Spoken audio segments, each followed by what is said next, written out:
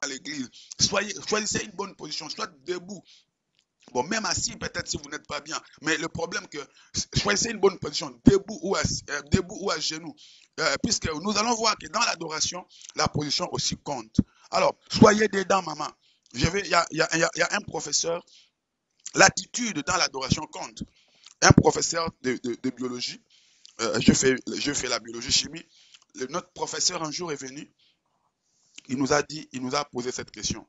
C'était erroné. Bon, jusqu'aujourd'hui, on n'a jamais compris. Bon, on a compris. On ne sait pas pourquoi il nous a donné cette interrogation. Il dit, il y a interrogation, contrôle, ce que les enfants appellent contrôle ici. Prenez vos feuilles de papier, mettez interrogation. C'est sur 20. Vous allez, la question qu'il nous pose, c'est quoi la question que le professeur nous pose? La question qu'il nous pose est la suivante. Voilà.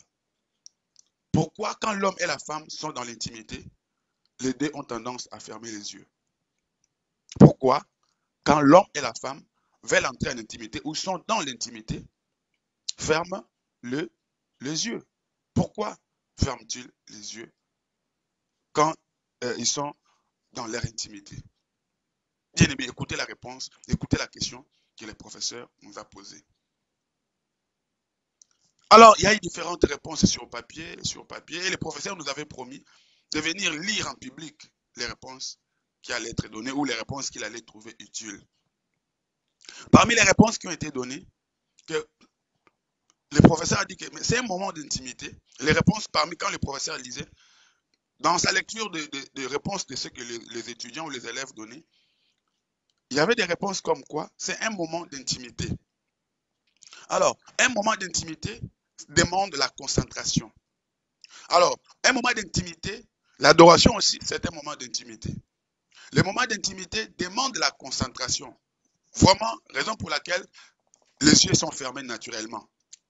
Donc, les yeux sont fermés naturellement parce que c'est un moment qui demande la concentration. C'est un moment qui demande vraiment la concentration. Voilà, pour se concentrer. Voilà, merci maman. C'est un moment qui demande la concentration, d'où les yeux se ferment naturellement. C'est vrai, non? C'est que les professeurs n'avaient pas tort pour sa question. Donc, l'observation du professeur n'était pas fausse. Pourquoi les gens, avant d'entrer dans leur intimité, ils ferment les yeux? Donc, comme c'est un acte de cœur, comme c'est un acte d'amour, comme c'est un acte qui vient du cœur, qui demande la concentration, les yeux se ferment de soi-même. Vous allez comprendre aussi pareil l'adoration. L'adoration est comparée aussi à l'intimité. Voilà. L'adoration est comparée aussi à un moment d'intimité. Raison pour laquelle vous voyez, bien aimé dans le Seigneur, frère, raison pour laquelle vous voyez que l'attitude dans l'adoration aussi compte. Quelqu'un qui adore, qui a les yeux partout, est-ce que cette personne-là vraiment est concentrée dans l'adoration? Vous-même, donnez-vous vous-même la réponse. Pendant que nous adorons à l'église ou à la maison, tu regardes les autres, tu regardes les prédicateurs. Pendant que tu adores à la maison, tu regardes la télé, tu regardes les portables, tu regardes les réseaux sociaux. Est-ce que vraiment tu peux être connecté dans cette adoration? Non. Faux et archi faux. Faux et archi faux. Le professeur est allé encore plus loin dans son explication, disant que si vous êtes en intimité avec votre partenaire, pourquoi on doit mettre de côté tout ce qu'il y a comme portable, comme distraction, le mettre de côté? Cette intimité-là sera nulle quand l'un des partenaires, pendant ce temps, a son portable, en train d'écrire, en train de lire les messages, ou en train de partager ses messages, ou en train d'être distrait. Ça ne sera un moment pas bien. Donc, il faut tout mettre de côté. Voilà, ce moment est comparé à l'adoration. Maman, c'est un moment d'intimité. Si vous voulez que votre intimité soit profonde, évitez toutes sortes de distractions, maman. Papa, évitez toutes sortes de distractions. Maman, évitez toutes sortes de distractions.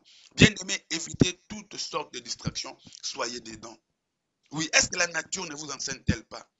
Bien-aimé, la Bible dit, est-ce que la nature ne vous enseigne-t-elle pas?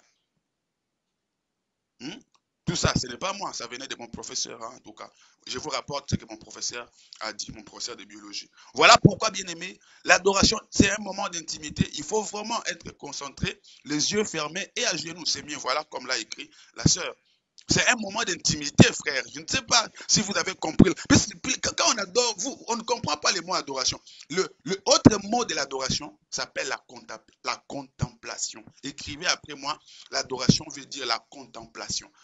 Autre mot synonyme de l'adoration, c'est la contemplation. Voilà, la contemplation. Est-ce que vous comprenez, bien aimé? C'est la contemplation. C'est-à-dire contempler, tu es là, dans la contemplation, vous ne regardez pas une autre personne à gauche ou à droite. Dans la contemplation, vous êtes en train de contempler seulement la chose, l'œuvre qui est devant vous, ou l'être qui est devant vous. Donc la contemplation, c'est-à-dire, c'est regarder mais profondément. Regardez pour, quand après on peut vous dire qu'est-ce que vous avez vu sur la personne. Que vous puissiez décrire même ce que l'autre n'a pas vu. Dans la contemplation, vous voyez même que dans son nez, il y a quelque chose dedans. C'est que les gens ne peuvent pas voir. Donc, vous voyez que parmi ces cheveux, il y a un cheveu blanc qui commence à s'élever. Donc la contemplation, c'est aller en profondeur, voir même ce que les gens ne peuvent pas voir. Je vois dans son habit, il y a une tache cachée, très profonde, cachée. Mais vous voyez. Vous voyez que cette personne, en fait, dans la contemplation, vous allez faire découvrir même à la personne elle-même ce qu'elle ne connaissait pas. Vous allez faire découvrir à la personne même ce qu'elle-même ne connaissait pas. C'est ça l'adoration. L'adoration, c'est la contemplation. Alors, pour faire découvrir à quelqu'un ce qu'elle ne connaissait pas ou ce que les autres ne voyaient pas, il faut vraiment être concentré. Il faut vraiment être à fond, focalisé, c'est-à-dire concentré que sur la personne ou sur la chose. Mais quand vous avez des idées éparpillées à gauche et à droite, il vous est difficile de sortir du mieux dans la contemplation ou dans l'adoration. Pareil, quand nous adorons, quand vous n'êtes pas vraiment concentré, quand vous n'êtes pas dedans, vous avez les yeux ouverts, regardant à gauche et à droite, la télé, les portables, nous prions, vous écoutez la parole, vous êtes entre la parole, SMS, portable, vous êtes à l'église, vous regardez. Voilà pourquoi il ne ressort rien de cette intimité. Toute intimité de l'homme et la femme, bien aimé, produit toujours un résultat. Bref, tu es le résultat d'une intimité, maman. Papa, tu es le résultat de l'intimité de tes parents. Donc, chaque intimité engendre, chaque vraie intimité donne naissance à quelque chose. Si tu veux que ton adoration produise des fruits, si tu veux que tes prières produisent des fruits, maman, des résultats, sois vraiment dedans, sois concentré, oublie la télé, oublie les portables, oublie les gens qui t'entourent, oublie comment ton visage sera renfrogné, oublie ton maquillage, oublie tes maquillages. Oh non, si je prie trop, mon maquillage va s'effacer. Bien aimé, donne-toi à fond. Oublie comment tu étais habillé. Oh non, comment je suis habillé. Si je transpire, ça ne sera pas bien. Oublie tout ça. Oublie comment tu t'es habillé. Oublie comment ton visage sera renfrogné. Oublie comment le maquillage va partir. Oublie tout ça en fait. Sois dedans. Sois dedans. Donne tout. Mets ton cœur. Mets tout. Que ce soit à la maison, que ce soit pendant la prière à la maison ou prière collective à la maison ou personnelle, que ce soit à l'église, oublie tout. Oublie ce qui se passe à côté. Voilà pourquoi il faut être dedans. Et quand vous êtes dedans, vous verrez les fruits de votre adoration. Maman, l'adoration, c'est une œuvre du cœur. Ça demande la contemplation, ça demande la concentration, la contemplation pour qu'il y ait quelque chose de bon. Sinon, si vous n'êtes pas concentré, vous allez faire des choses, mais il n'y aura pas vraiment un bon résultat. Vous allez faire, vous allez adorer, vous allez chanter, prier, mais ça sera superficiel. Il n'y aura pas vraiment un vrai sentiment. Il n'y aura pas un vrai plaisir. Il n'y aura pas vraiment de vraies émotions. Il n'y aura pas de vrais ressentis. Il n'y aura pas vraiment un bon résultat à la fin, puisque la concentration n'était pas là. Donc, dans l'adoration, la contemplation, la concentration est d'une importance capitale. Voilà, bien aimé, vous avez compris. Je pense que vous allez changer votre façon d'adorer à partir d'aujourd'hui. Vous allez vraiment changer votre façon d'adorer Dieu, que ce soit à la maison, que ce soit à l'église.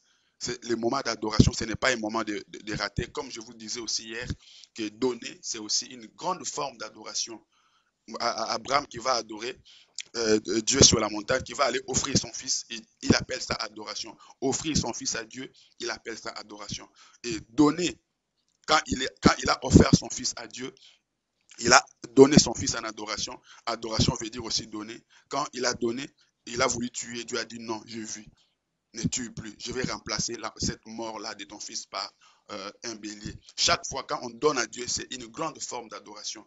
Et quand on donne à Dieu, Dieu remplace la mort qui allait arriver par autre chose. Quand nous donnons à Dieu, c'est une adoration. Voilà pourquoi je disais, décidez-vous. Si vous manquez, ne quittez pas l'église.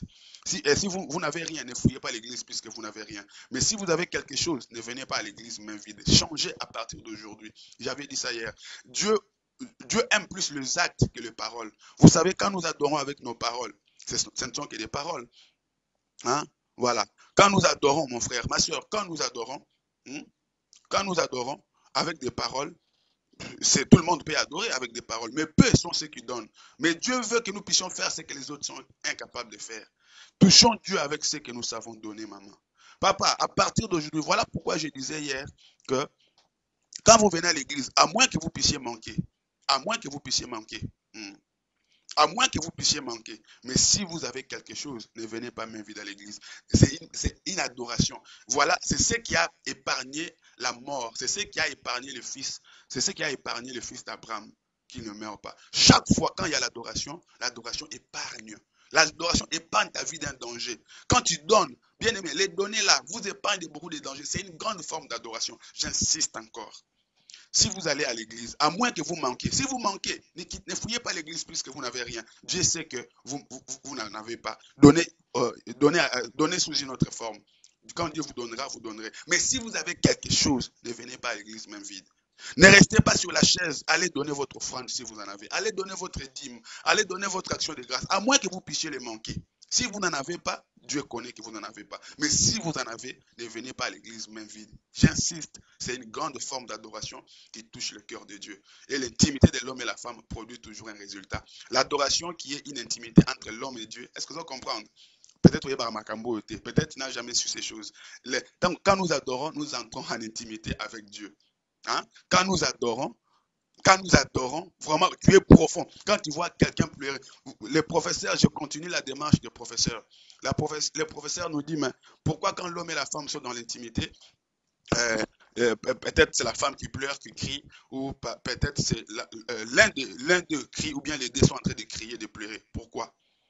Bien aimé, vous allez voir que le même effet qui se font dans l'intimité de l'homme et la femme, les cris, le pleurs, tout ça, n'est-ce pas? C'est la même chose qui se produit aussi quand nous prions. Remarquez quand nous prions, quand quelqu'un est vraiment concentré, vous allez voir des pleurs. Vous allez voir l'homme pleurer. Vous allez voir vraiment un homme, un papa, pendant l'adoration à l'église qui pleure. Vous allez voir une femme bien vêtue, une maman, mais qui pleure pendant l'adoration. Mais maman va bêtir, papa va bêtir, mais pourquoi on ne l'a pas frappé cet homme? Cette femme, on ne l'a pas frappé. Mais pourquoi cette femme pleure? Pourquoi cet homme pleure comme ça?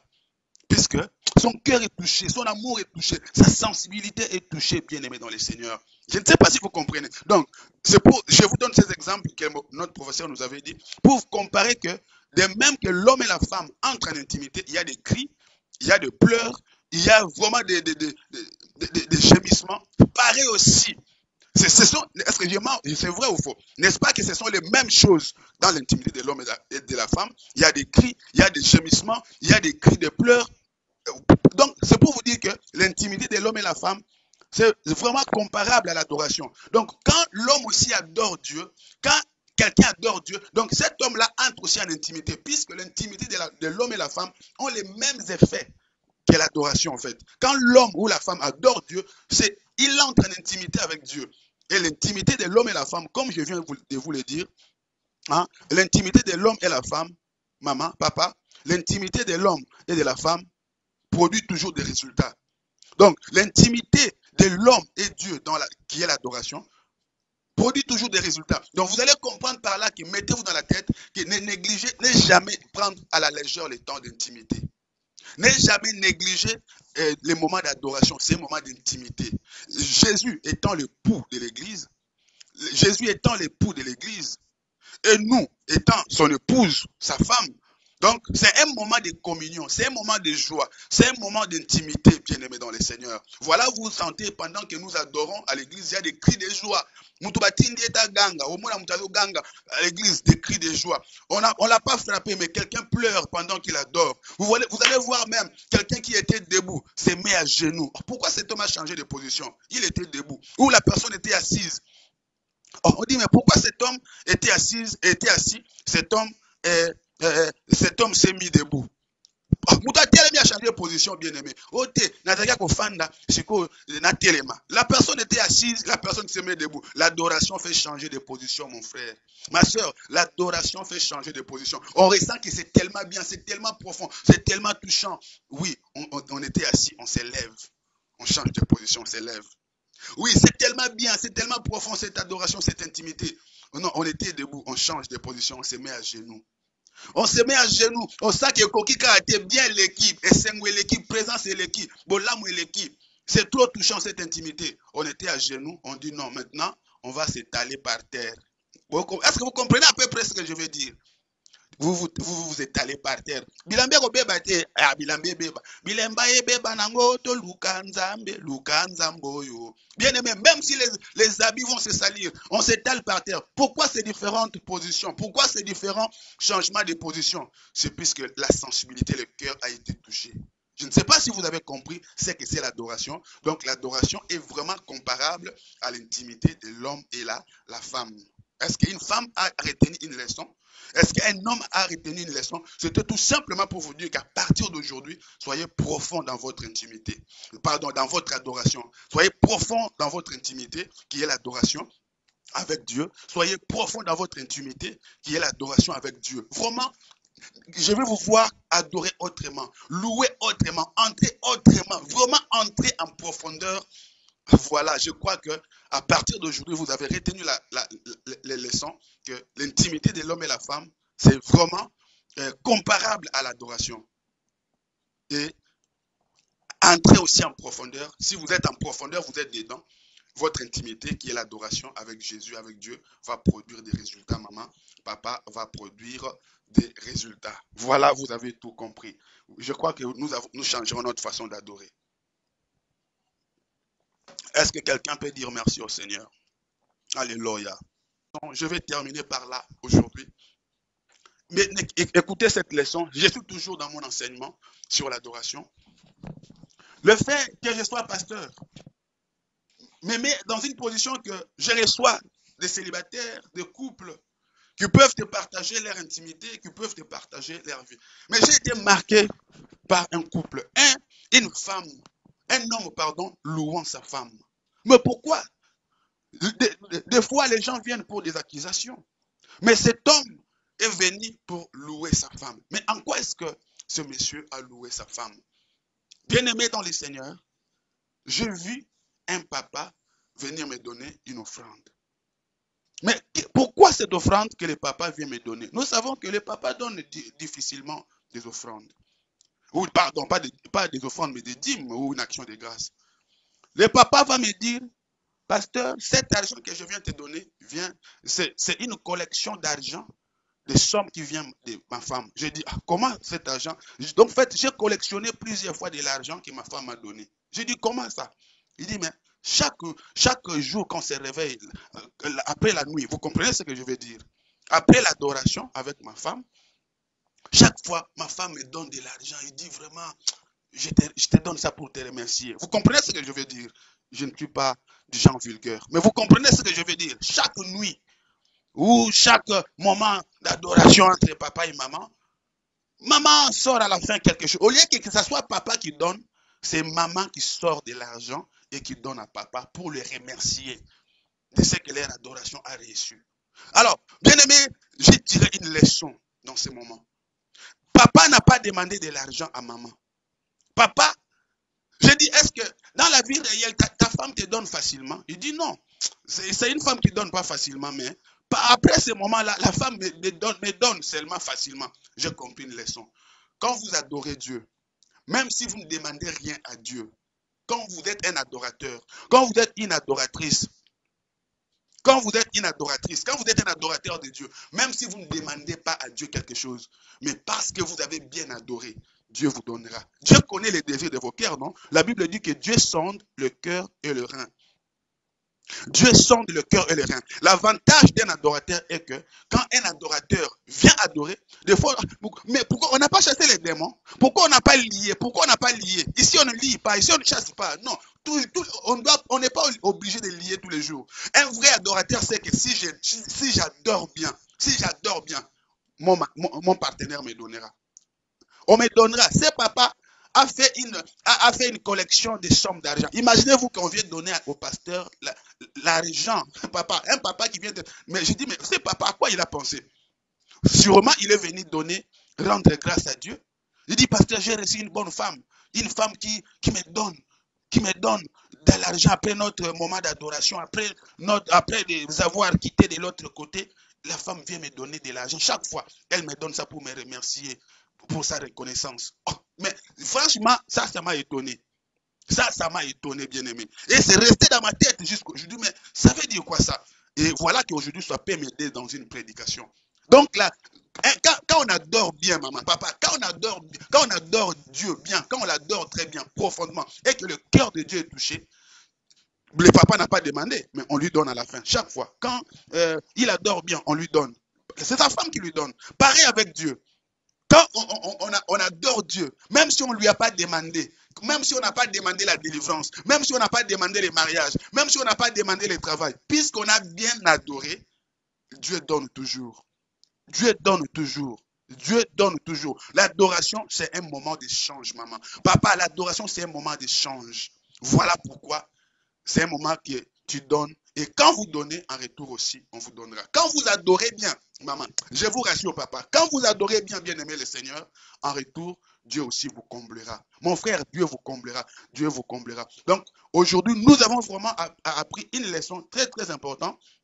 Hein? Nous avons appris une leçon très importante aujourd'hui, que l'intimité de l'homme et la femme est comparée à une adoration. Voilà. Est comparée à une adoration. Partout où, même quand vous priez et que vous n'avez pas demandé ce jour-là, voilà pourquoi ne vous faites pas de soucis. Est-ce que Dieu va me donner? Est-ce que je vais obtenir? Comme je n'ai pas lié les démons, comme je n'ai pas chassé les démons, est-ce qu'ils vont partir? Voilà pourquoi par la louange et l'adoration, les chaînes tombent. Est-ce que vous avez déjà compris ce mystère? Est-ce qu'on comprend de profondeur la louange et l'adoration? Donc, on ne chasse pas, on ne fait pas tomber les murs, on ne pousse pas. Mais les cris de joie, les cris de louange et d'adoration ont fait tomber les murs de Jéricho. C'est-à-dire, là où il y a l'adoration et la louange, bien aimé, les murs tombent. Voilà pourquoi l'intimité de l'homme et la femme brise les barrières. L'homme et la femme qui étaient éloignés, qui ne pouvaient pas se dire des secrets, mais pendant les moments d'intimité, les murs tombent. Au moins, Ndekona Mobali, atongaki beau-frère.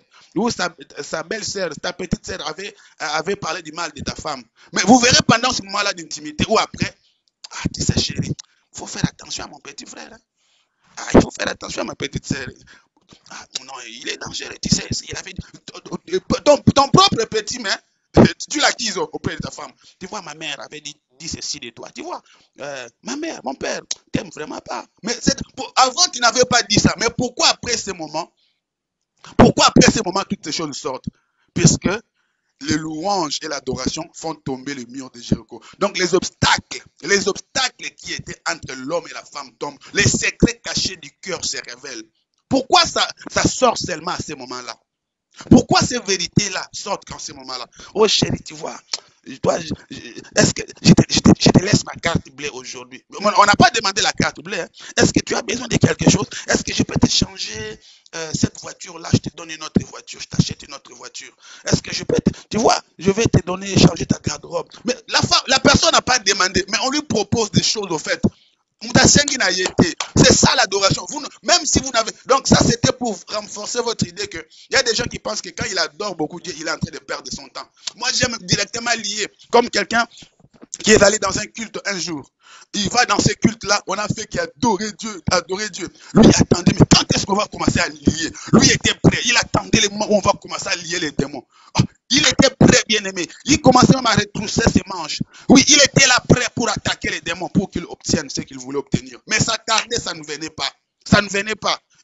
Mais après, il dit, mais le culte a pris fin. Mais on n'a pas lié. Moi, j'aime attaquer pour que... Non, vous n'êtes pas... Pour que le mur de Jéricho tombe, pour que les démons partent, vous n'avez pas besoin seulement ou toujours de lier ou de chasser. Mais une vraie adoration, une vraie louange. Quand Paul et Silas ont chanté en prison, ont loué en prison, les murs sont tombés. Les murs sont tombés. Bien aimé, il y a des délivrances qui se font quand l'adoration est profonde, quand la louange est profonde. Il y a des guérisons, des délivrances qui s'effectuent seulement dans la louange et dans l'adoration. Et bien aimé, nous avons vu que le mur de Jéricho est tombé, pas parce qu'on a poussé des murs, mais puisque les gens ont adoré, loué, crié. Voilà pourquoi aujourd'hui je suis entré dans ces coulisses-là de mon professeur et de ma propre expérience avec ses papas. Qui est venu me dire, papa, moi chaque fois, après qu'on ait été de l'autre côté dans l'adoration avec maman, maman me donne chaque fois de l'argent. Normalement, c'est papa qui devrait donner, mais là, c'est le contraire, bien aimé. C'est le contraire qui se fait. Normalement, c'est l'homme qui donne. Mais là, généralement, c'est les hommes qui donnent, mais là, c'est la femme qui donne chaque fois. Cela veut dire quoi? Même ce qui est impossible dans l'amour, ça devient possible. Dans l'adoration, quand on touche le cœur de Dieu, même ce qui est impossible devient possible. Même ce qui ne peut pas se faire devient faisable. Le mur tombe. Oui, ça rapproche. Ça rapproche, bien aimé. Ça rapproche. Donc, quand on dit que la louange et l'adoration brisent les chaînes, brisent le mur, c'est aussi le mur de séparation qu'il y avait entre l'homme et la femme. Je ne parle pas de viol. Là, je ne parle pas de viol, mon frère, ma soeur, je ne parle pas de viol. Je parle d'un acte d'amour venant de Dieu, béni par Dieu, consenti. Ça brise le mur de séparation, ça brise les distances, ça brise les inquiétudes, ça brise les séparations. Je ne parle pas de viol, je ne parle pas d'un péché. Je parle d'un acte béni par Dieu qui est comparable à une adoration. Ça attire les deux individus, ça raffermit les deux individus, ça fait tomber le mur de séparation et tu verras qu'il n'y a plus de secret entre cet homme et cette femme. Oui, puisqu'ils sont dans l'intimité. Pareil, il n'y aura plus de séparation. Il n'y aura plus de secret pour un adorateur. Oui, Jean représente une adoration. Il n'y avait plus de secret entre Jean et Jésus-Christ. Et finalement, Jésus-Christ est venu lui révéler les choses à venir dans le livre de l'Apocalypse, puisque Jean touchait le cœur de Dieu. Jean touchait le cœur de Dieu. Jean représente l'adoration. Jean représente l'adoration. Et Jean, c'est un type d'adorateur. Il représente lui-même l'adoration. C'est à lui que Jésus a révélé les choses à venir parce qu'il avait un cœur d'adorateur. Vous voyez, un cœur qui adore. Et il a vécu le plus longtemps possible de tous les disciples. C'est le dernier des disciples à mourir, mon frère. Il a vécu, il est mort dans la vieillesse. Il est mort dans la vieillesse. Pourquoi? Puisqu'il savait adorer, il savait toucher le cœur. Bien aimé, quand on adore Dieu, on vit longtemps. Quand on adore Dieu, on vit longtemps. Voilà pourquoi la Bible dit que Dieu cherche des vrais adorateurs. Est-ce que vous avez déjà entendu dans la Bible que oh Dieu cherche ceci, cela? Jésus insiste. Jésus dit qu'il cherche des adorateurs, maman. Jésus cherche des adorateurs.